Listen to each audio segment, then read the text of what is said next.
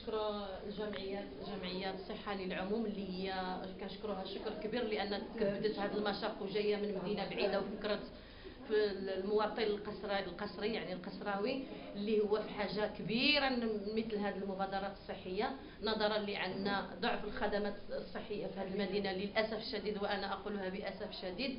ساكنه المدينه يعني بشكل عام نيابه عليها حنا كنشكروا هاد الاطباء اللي هما مشكورين كل الشكر، والحمد لله مرت القافله في واحد الجو اللي هو نزيه مشرف لهذه المدينه هذه.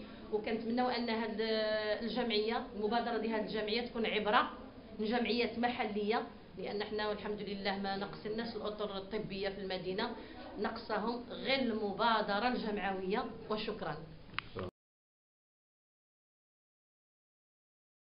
عمراني رئيسة جمعية الضياء للنهوض بالمرأة ورعاية الطفولة.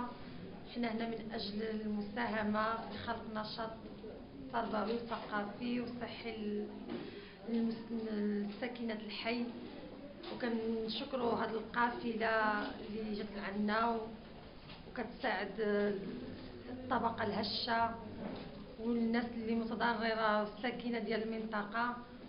تكون زيارات متكررة لأن الساكنة محتاجة دعم بالنسبة للصحة وبالنسبة لأي نشاط كيخص المواطنين. بالنسبة للحي واش لقيتو شي تجاوب مع بالنسبة لجاو الناس هنايا؟ 100% كاين تجاوب كبير لأن الساكنة محتاجة متضررة. يعني هذه القافلة هذه يعني كان دعم كبير لهذه الساكنة ديال الحي.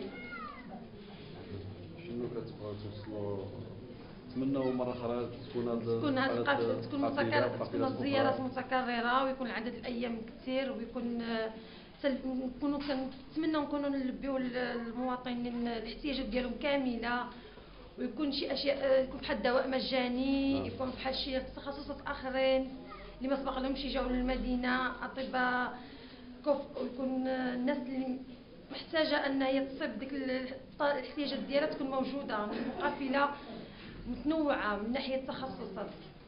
هذه الرساله موجهه للقطر الكبير بصفه عامه والمغرب بصفه عامه، بان يكون الجمعيات تستضيف قافله بحال هادو باش يلبيو الاحتياجات للساكنه ديالهم، لان حنا خلال يوم واحد وصلنا اكثر من 500 واحد يعني وحبسنا، قيدنا واصلين 600 وحبسنا اليوم الثاني.